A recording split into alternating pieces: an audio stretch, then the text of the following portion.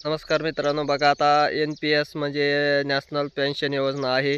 मग ज्या व्यक्तींना नॅशनल पेन्शन योजनेमध्ये भाग घ्यायचा आहे आणि नंतर म्हातारपणाला ह्याचा लाभ काय होतो मिळतो, जेणेकरून ज्या वेळेस आपल्याला पैशाची आर्थिकतेची गरज पडते, अशा वेळेस मग काही ना काही पेन्शन आपल्या खात्यावर काय केली जाते, वर्ग केली जाते. त्यामध्ये मग पेन्शन योजना NPSचं खातं उघडण्यासाठी तुम्हाला ₹250 पासून पुढं मंथली पे करावे लागतात. मग ज्या व्यक्तीचं वय 18 ते 70 वर्षे आहे, अशी व्यक्ती काय करू शकतात, त्यामध्ये भाग घेऊ शकतात. त्यानंतर तुम्ही वर्षातून तुम्हाला जेवढ्या वेळेस पैसे भरायचे तेवढ्या वेळेस तुम्ही काय करू शकतात, भरू शकतात.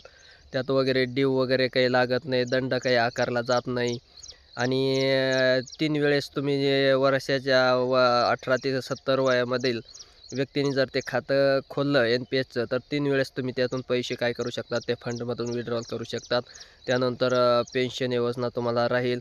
मग तुम्ही ₹250 पासून मग 500, 750, 1000, 2000, ₹5000 तो यामध्ये गुंतवू शकता.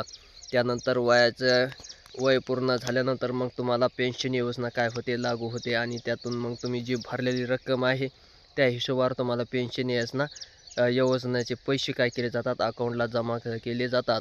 ही एक शासनाची स्कीम आहे आणि पहिल्यांदा ही सर्व जे आहेत जे नोकरदार वर्ग काय करत होते, यामध्ये पैसे भरवत होते. पण आता सर्वसामान्य लोकांनाही काय केलेले आहे, खुली केलेली आहे. मग ज्या व्यक्तींना NPSमध्ये अकाउंट खोलायचे आहे, त्यांना ते पैसे भरायचे आहेत. अशाने काय करायचं आहे, जवळच्या शेतू सुविधा केंद्रामध्ये जाऊन अकाउंट खोलू शकतात. मग वर्षातून तुम्ही 2000 ₹3000 ही भरू शकतात. त्यानंतर मध्यंतरी हप्ते नाही भरले, काही रोखले हप्ते, तर त्याला ड्यू वगैरे लागत नाही. त्यामुळं मग ही एक काय आहे चांगली योजना आहे. बाकी योजनेमध्ये काय केले जातात, बाकी पॉलिसीमध्ये हप्ते भरण्यास थोडा उशीर झाला की काय त्याला ड्यू लावला जातो 200, 500, 100, 50.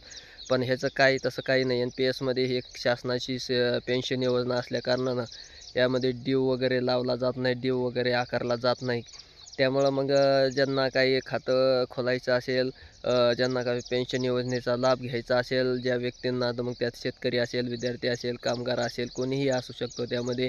सरकारी नोकरदार असेल, कोणालाही सध्या त्यामध्ये काय करता येतो, भाग नोंदवता येतो, भाग घेता येतो आणि ह्या पेन्शन योजनेमध्ये पात्र होता येतं. त्यामुळं मग ज्यांना काही पेन्शन योजनेमध्ये पैसे गुंतवायचे असतील, सुरक्षित पैसे गुंतवणूक योजना आहे ही. ही शासनाची असल्याकारणानं ह्याच्यामध्ये फसवा-फसवी वगैरे काहीही होत नाही आणि त्यानंतर आपलं वय झाल्यानंतर ज्यावेळेस आपल्याला पैशाची गरज असते, त्यावेळेस हा हमखास पैसा काय केला जातो, NPSमध्ये गुंतवलेला पैसा तुम्हाला पेन्शन स्वरूपात तुमच्या अकाउंटला परत काय केला जातो, जमा झाला जातो. आता ह्याचं अकाउंट खोलण्यासाठी आधार कार्ड, पॅन कार्ड, त्यानंतर बँक पासबुक. आधार, पॅन असलं तरी भागतं. आधारला मोबाईल नंबर लिंक असलं तरी तुमचं त्याचं अकाउंट काय केलं जातं, ओपन केलं जातं आणि चालू होतं. त्यामुळं मग ज्यांचा खोलायचं इच्छा असेल, ज्यांना काही पैसे गुंतवायची इच्छा असेल, तर मग तुम्ही जवळच्या सुविधा केंद्रावर जाऊन काय करू शकतात, भेट देऊ शकतात आणि तिथं विचारपूस करू शकतात, अकाउंट ओपन करू शकतात. धन्यवाद.